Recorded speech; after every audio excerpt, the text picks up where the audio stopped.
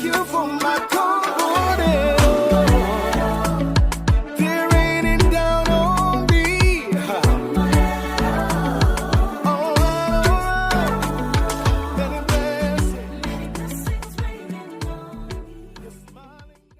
Hey everybody, we're back again right here on Transformations, where we bring you stories, we bring you people who are interested, who are a vibe, and she is a vibe for real.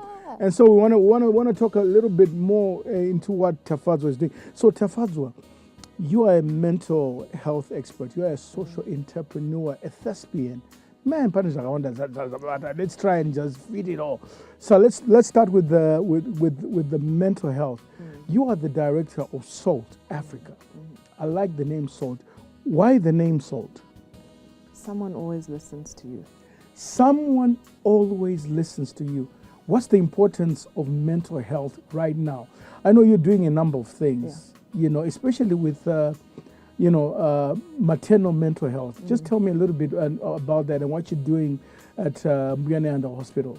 Okay, well, first of all, Pastor G, I would like to say I am so indebted to our Ministry of Health because through Paringa to a group of hospitals, they gave us this opportunity to pilot the first maternal mental health project in the country. And we're working with pregnant women from the time they're pregnant. During the antenatal classes, we do maternal mental health education. Then in the maternity hospital, we look at maternal bereavement, we look at pregnancy-induced hypertensive disorders, we look at mothers and kangaroo mother care, we look at nursing mothers with baby who are in the NICU unit. And we give them the psychological support that they need, which is tailored to a woman in the maternity phase. And we must pat ourselves on the back.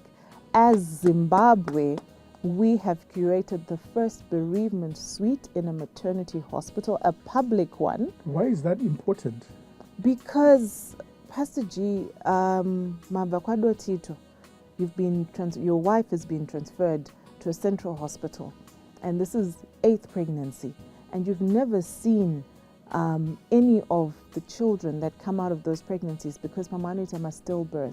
Pamwe, it's a macerated stillbirth. Pamwe, it's an early neonatal death. You're following from Lotito and you get to the hospital and you're told, I'm sorry, Mwana didn't make it. And Mwana has been sent to mortuary. There's no closure. And this is your 8th, even if it's your first. So the bereavement suite is to give parents, a mother, closure. Yekuti, this is what has happened. How has it happened? How can we, if we can, prevent it from happening? And also, how does she go back? And first of all, how does she walk out of a hospital with an empty blanket and a bag full of clothes, but no baby to show for it? And how does she go out there and say, we can't do that. So it's just support that we are giving mothers, because we don't want to assume that every pregnant mother has a partner who's present or supportive or does have a partner. But it's to give closure. And then a transition ward, again, another first for the country, where we are separating mothers when they're coming from the labor ward from being put in a room, where there are mothers with babies, babies and makorokotos and ululating happening, and I'm just right there without a baby. How do I move on from that? How do I move on? So I need to have a transitional So place. in this transition ward, women with similar situations are put in that ward and they get to console each other apart from the continued psychosocial support that we will give them. So, I mean, Zimbabwe is doing wonders. So now you're dealing with maternal health, mental health, but let's talk about just mental health in general. I'm a man. I'm living in Zimbabwe, which is an interesting country, our country, So it's all sorts of economic pressures, all sorts of societal pressures, problems that come out of which are interrelated, interlinked. And women have the have the hair salon. They have the ruadzanos. They have their best friends, their ladies' circles, where they air out, hey, murume andishungurudza kumba, hey, zvazoita zvakati, mwana ari kunetsa. But men don't talk about the things on their hearts. For example, not being able to provide for the family at the optimum level, not being able to self-actualize some of their dreams, and feeling frustrated within this cauldron called Zim. How do we deal with the issue of mental health for men? What's your opinion on that? How should men go about dealing with mental health? I think, first of all, let's, as a society, move away from kufakwe murume kubudahura. We don't need to see the blood coming out of a man for us to be empathetic or sympathetic. I would love to encourage men to talk, but it's not as easy as, Pastor G, just talk. Talk about it. Talk to who? Even if I say, come, let's sit down and I will talk to you. I won't even charge you. When you're done, because of how you are raised, how are we raising our boy child? My dad never said, I love you till later, much later, older years. In the last maybe 10 years before he died, that's when he was able to say that. Takuratis. Bandrika mana. Ndri a teenager. Sumuka mkomana achemi? Ura mdara angu gara pachi akabata msoro. Ari kugaya chi, you don't know. Mungu nzanu mdara ne BP. Yeah. So if it was societally or culturally correct, I would hug every man I see in town. Because men are going through a lot. And this comes from the premise of a man being a provider. Imagine a warrior. You are the champion. Head of the house. But mazano kwani bareta. So hurume there's the wacho, head that controls the head. Yes. Hurume wacho huninga uchiri papi. And because your self-esteem is down, because your ego is bruised, you then start moving into unhealthy coping mechanisms. Yeah. Alcoholism, drug and substance abuse, kurovana. Some of these issues we're discussing, gender-based violence, are coming out of mental health issues. Tafadzwa. But Shamar, thank you. I need you to come on another show where you can talk about that. Yeah. But anyway, listen, thank you so much. Thank you. Hey everybody, time is jealous. Listen, till next time, see you on Transformations, Channel 293, 3K TV. See ya. Thank you for my confidence. They're raining down on me.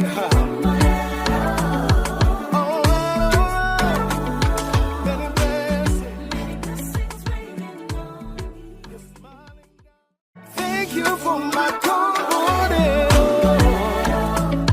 They're raining down on me.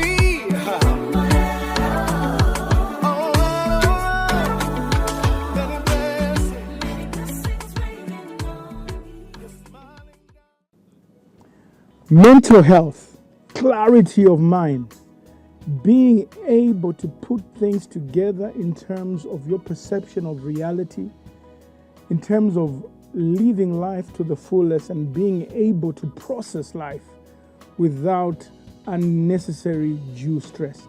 Yes, welcome to Transformations with Pastor G, right here on 3K TV, Channel 293.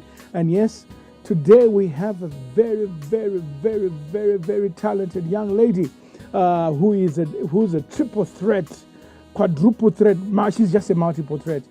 She's a social entrepreneur. She's a mental health specialist. She is an actor. She's a thespian. And also she is a mother, a wife, and generally good person. Hey, Tafadzwa. Welcome to Transformations with Pastor G. Thank you. I haven't been called a good person in such a long time. Man, you're just downright a great person. And Thank you. Just the other day, I was on your set, Yes. being interviewed for Mental Health Watch. And what a joy I had. I had a really fantastic time. It was fun. This show, we just have conversations to inspire people to fly higher. And I know your story is inspirational.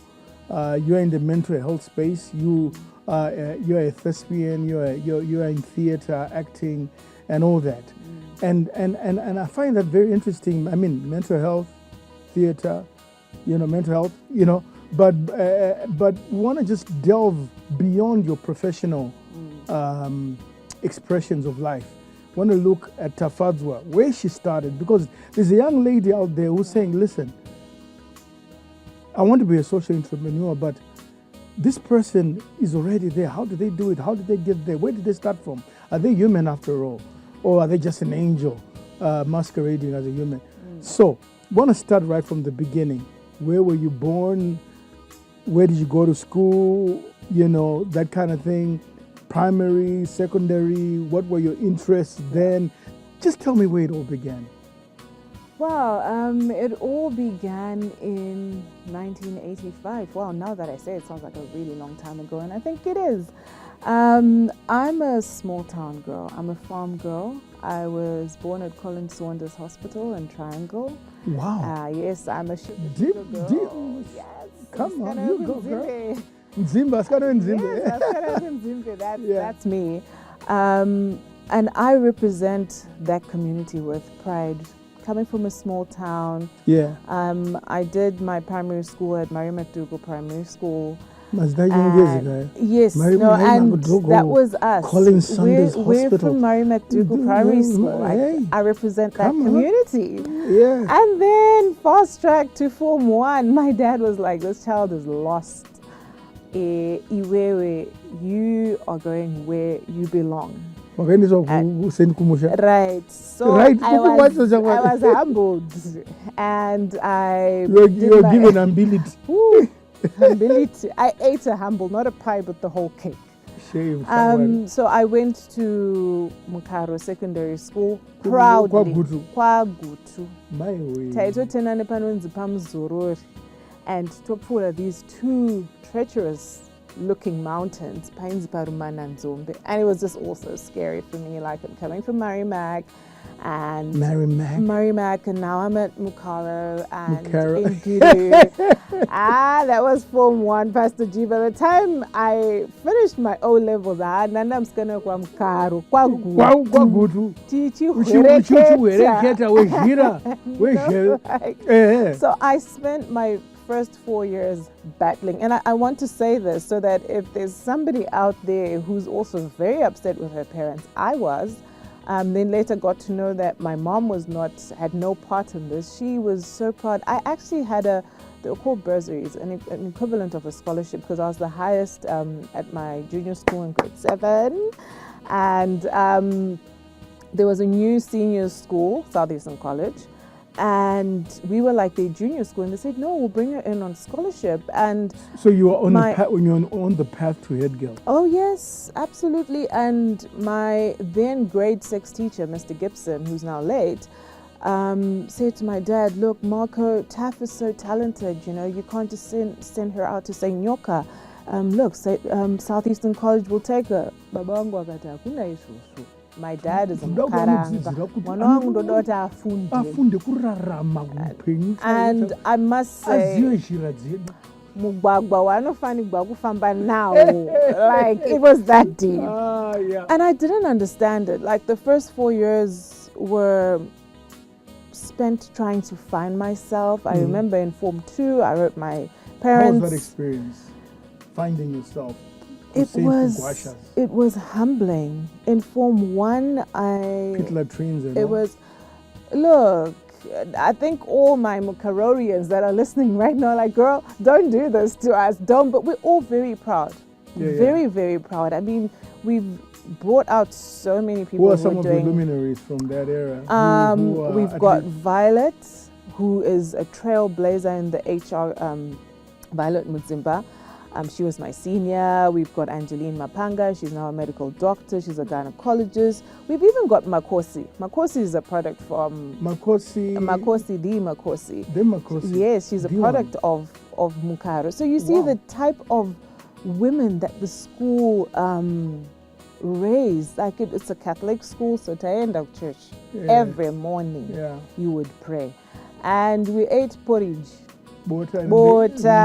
No. the Dovi was a luxury. If you didn't have it in your trunk, that's on you. you. Had to take out something. Yeah, and it was a currency. Hey, we learned to trade. Like right now, you can take me anywhere. It had all sorts of. Do you know what I'm saying? And I can survive because of what that school taught me and what it did to me. Like I'm saying, Dovi was a currency. You've got Dovi, someone's got sugar. You do your barter trade, and we had beans, ndumba. We used to call it jovo or jachu, which is just cabbage and water and salt. But it's not gonna do much. Oh no, that's a luxury now. Like we are in Kwagutu. Did you hear the road? The back of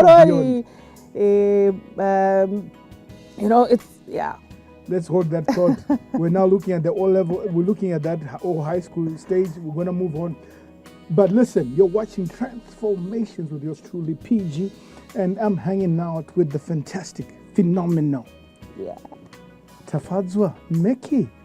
Don't touch that remote. We'll be right back. Thank you for my confidence. They're raining down on me.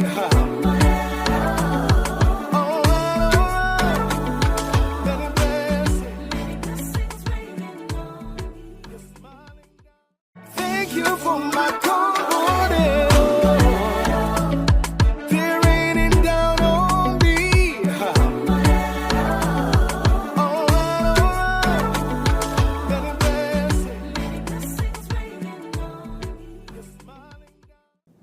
Hey, we're back again.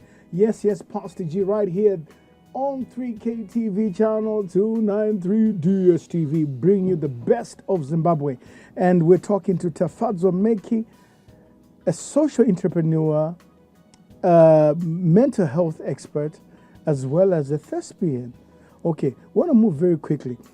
O levels, Kwamkaro. You finish Kwamkaro. Yeah. What happens after that?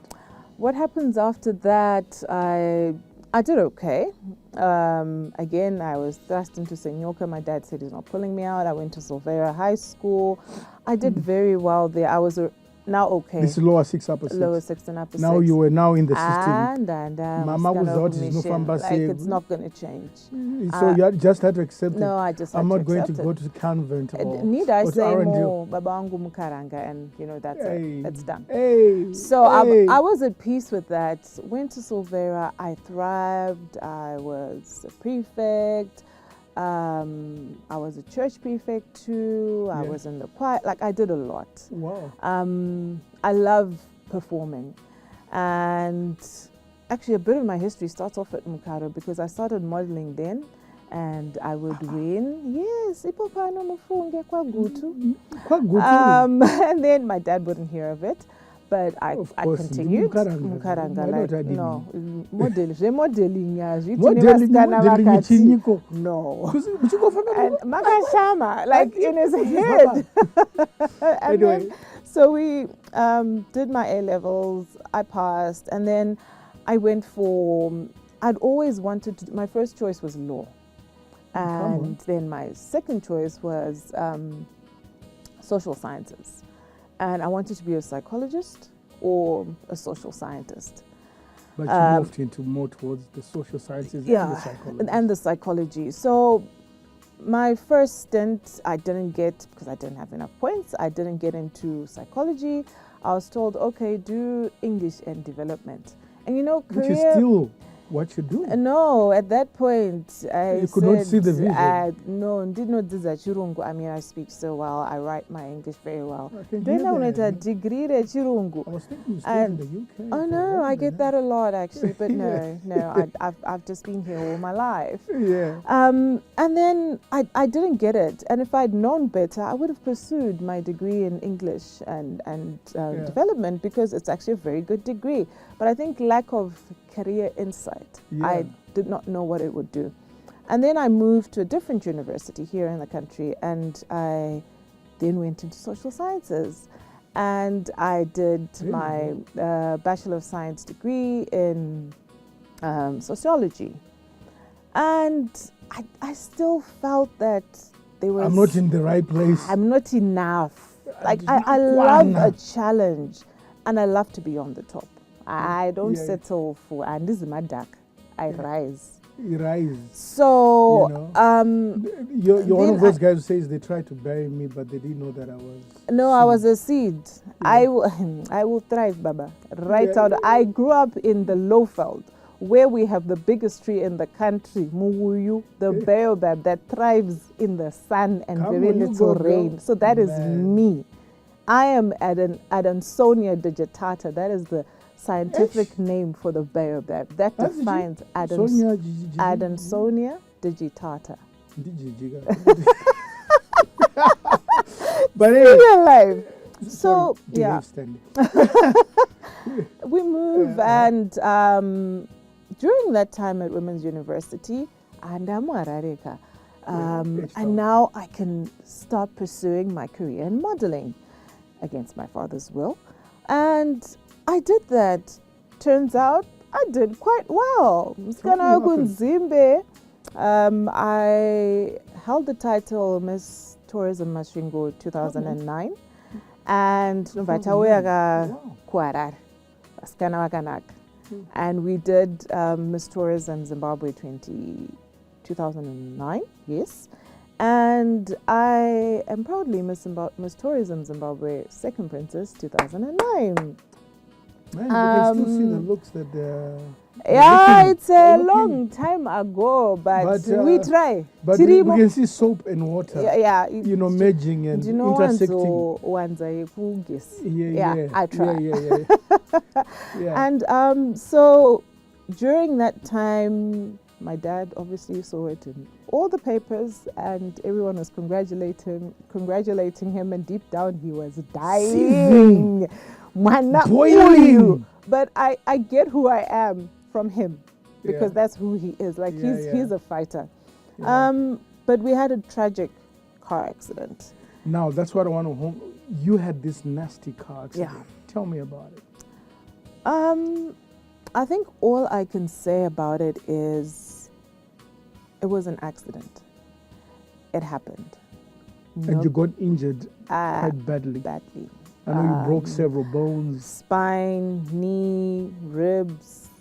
Like I had glass everywhere you could think glass could be. I had it Where was even in my this? eyes. It was along the Chinoi Highway, you know, just after, it's before Banket, because we were taken to Banket Makuti. Hospital. Just after Makuti. Yeah. There's a popular farm there, and it's a straight road. Mhm. Tire burst, car is said to have rolled 4 times, and we were uprooting trees along the way. And then one big stump, which has now been cut down, that tree is the one that saved us, because it stopped us from rolling, and then the car sort of like just lodged into that tree. And it said that we had army come and cut us open. Any because, fatalities? if there was any, it was going to be me, because I was the one who was trapped in the car. All right. There were 4 of us in the car, and a lot was said during that time. But you know, Yeah. I think with But it's every God. experience, it's God. God. That one is truly Because I God. can see what God has done in your life. You know, talking to you just the other day on your show, you know, seeing the vibe that you have and the heart that you have to help people. It's got to be God. Yeah. So that I got to hold you there, because now we're heading into our last segment. But listen, I'm loving what we're talking about. I'm loving your vibe. Listen, we are right here on Transformations. We're talking to the phenomenal, magical, beautiful Tafadzwa Meck. Don't touch the remote. We'll be right back. Thank you for my company.